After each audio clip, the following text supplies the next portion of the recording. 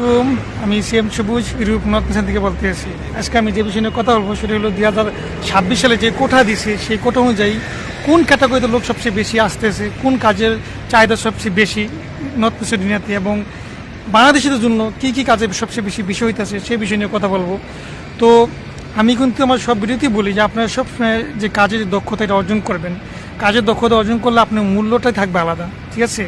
যদি আপনার কোনো কাজের দক্ষ না থাকে, একটা কুকুরের মূল্য আছে কিন্তু একটা কর্মীর মূল্য নেই। হয়তো কথাটা আমার শুনতে অনেক খারাপ লাগতে পারে, কিন্তু এটা জেনুইন সত্য কথা। কারণ যারা ইউরোপে আসার পরে কোনো কাজ জানে না, ঠিক আছে, এজেন্সিকে বলে আমাকে এই কাজ দিয়ে দেন, আমাকে ওই কাজ দিয়ে দেন, আমাকে যে কোনো কাজ দিয়ে আমি করতে পারবো, তারাই বুঝতে পারে যে নর্থ মিশনে আসার পরে কতটা তারা বহন করতে লাগে, প্লাস কী একটা সমস্যা যে কোম্পানিতে কাজ করতে কত কষ্ট, কত পরিশ্রম। আর এই জন্য আপনার যে কোনো কাজ শিখে আসবেন, শিখাতে সবচেয়ে বেশি প্লাস পয়েন্ট। দ্বিতীয় কথা হলো যে কোন কাজের চাহিদা সবচেয়ে বেশি আসতেছে। যেমন বিল্ডিং কনস্ট্রাকশন কাজের এটা 2025 সালে অনেক চাহিদা ছিল, প্লাস 2026 সালেও প্রচুর চাহিদা। কেননা বিল্ডিং কনস্ট্রাকশনের কাজ যেরকম অন্য অন্য দেশের লোকগুলো করতে চান না, ঠিক আছে, যেমন আমাদের বাঙালি কিন্তু কোনো কাজ জানি না, ঠিক আছে, কোনো কিছু যায় না, তাই এজেন্সিগুলো কী করে বিল্ডিং কনস্ট্রাকশনের কাজে ঢুকায় দেয়, ঠিক আছে। আপনার যে কোনো কাজে আপনি যখন বলবেন যে আমি কোনো কাজ জানি না, আপনাকে বিল্ডিং কনস্ট্রাকশনের কাজে ঢুকায় দিবে। আর যদি আপনার কাজ জানা না থাকে, যখন আপনি এদেশে আসবেন তখন আপনি বুঝবেন যে বিল্ডিং কনস্ট্রাকশনের কাজের কতটা মজা এবং কতটা শান্তি এবং কতটা সুখ। যখন আপনি আসবেন এদেশে, যখন করবেন নিজে, তখন বুঝবেন যে বাস্তব অভিজ্ঞতায় যে বিল্ডিং কনস্ট্রাকশনের কাজের কত যে শান্তি। তবে বিল্ডিং কনস্ট্রাকশনের কাজের শান্তি এই জন্য আপনারা চেষ্টা করবেন ভালো কাজ শিখে আসার জন্য, ঠিক আছে। যেমন রেস্টুরেন্টের কাজ শিখে আসবেন, ঠিক আছে, টেলার্সের কাজ, যেরকম গার্মেন্টসের কাজগুলো শিখতে পারেন। এগ্রিকালচার মানে বিল্ডিং কনস্ট্রাকশনের কাজ থেকে কিন্তু এগ্রিকালচারের কাজ অনেক সহজ। যদি বিল্ডিং কনস্ট্রাকশনের কাজে যারা কাজ জানেন, যারা কাজ করছেন বিভিন্ন দেশে বা বাংলাদেশে যারা এইসব কাজ করছেন, তারা বিল্ডিং কনস্ট্রাকশনের কাজে আসতে পারেন। যেমন shuttering carpenter, steel fixer, plumber, electrician, mason, tiles মিস্ত্রি, এসব কাজের চাহিদা আছে ভালো বিল্ডিং সেকশনে। আবার আপনার ওয়েল্ডারের কাজে ভালো চাহিদা আছে, অভিজ্ঞতা যাদের আছে ওয়েল্ডারের কাজের চাহিদা আছে, ওয়েল্ডারের কাজে আসতে পারেন।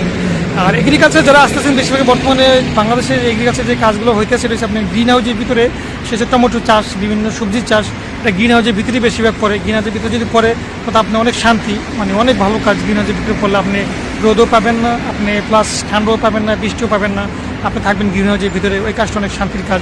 তবে গ্রিন হাউসের যে এগ্রিকালচার যে কাজগুলো বিষয়গুলো হইতেছে, এটা বেশিরভাগ চাচ্ছে নেপালি ক্লায়েন্ট, মানে বেশিরভাগ নেপালি লোকগুলো আসতেছে।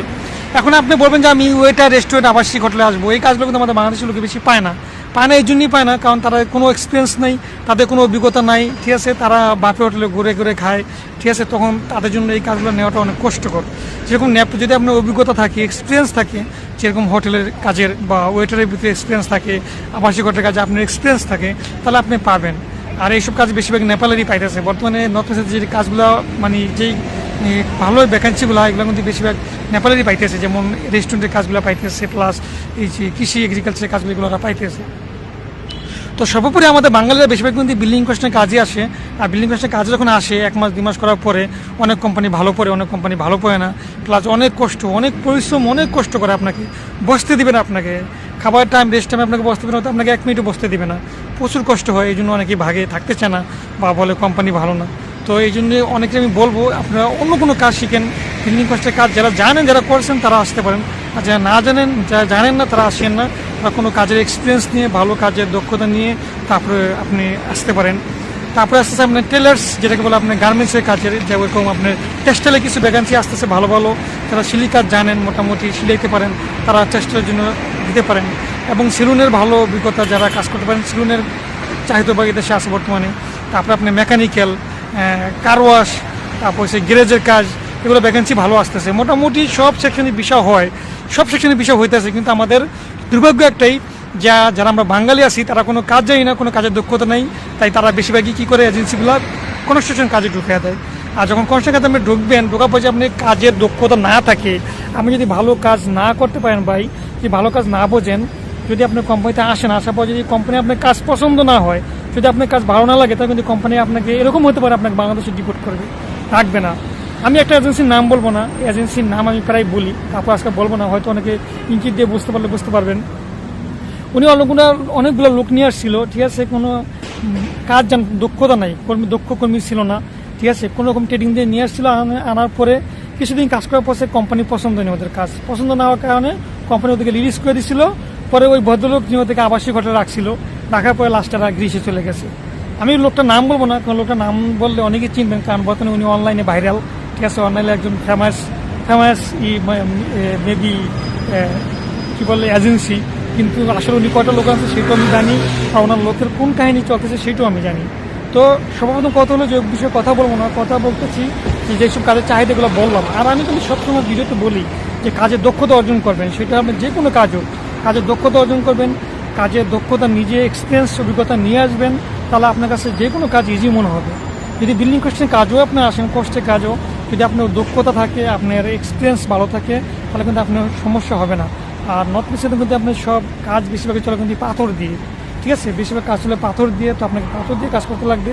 তাই যারা কোনো কাজ করেননি, বাপের হোটেলে খাইছেন, বইছেন, ঘুরে ঘুরে খাইছেন, মনে করছে ইউরোপে আসবেন, তারা আমি মনে করি যে বিল্ডিং কষ্টের কাজে না আসে বেটার, কারণ আসার পরে আপনি ভাগবেন, থাকতে চাইবেন না। তাই আপনি মোটামুটি যেসব কাজ আমি বলে দিই, যেমন আপনার রেস্টুরেন্টে ওয়েটার, শেফের কাজ, অথবা আপনি আবাসিক হোটেলের কাজ, ক্লিনার হিসেবে আসতে পারেন, এসব কাজগুলা। কিন্তু এসব কাজের বিষয় অনেক কষ্ট। তাই আপনাকে সর্বোপরি যদি আপনি খুব তাড়াতাড়ি আসতে চান এবং খুব দ্রুত আসতে চান, তাহলে আপনার সেটাই রাস্তা একটাই, সেটা বিল্ডিং কনস্ট্রাকশনের কাজে আপনার আসতে লাগবে, তাহলে আপনি খুব দ্রুত আসতে পারবেন এবং আপনার তাড়াতাড়ি বেশি হবে। তবে চেষ্টা করুন সবসময় ইলেকট্রিশিয়ানের কাজগুলো শেখার জন্য, ইজির ভিতরে প্লাম্বারের কাজ শেখার জন্য চেষ্টা করবেন, তারপর চেষ্টা করবেন মেকানিকের কাজ শেখার জন্য। এসব কাজে আসলে আপনি একটু শান্তি পাবেন, আপনার জন্য প্লাস পয়েন্ট, আপনি ইজি হবে। তো আজকে এই পর্যন্ত ভালো থাকবেন। আসসালামু আলাইকুম।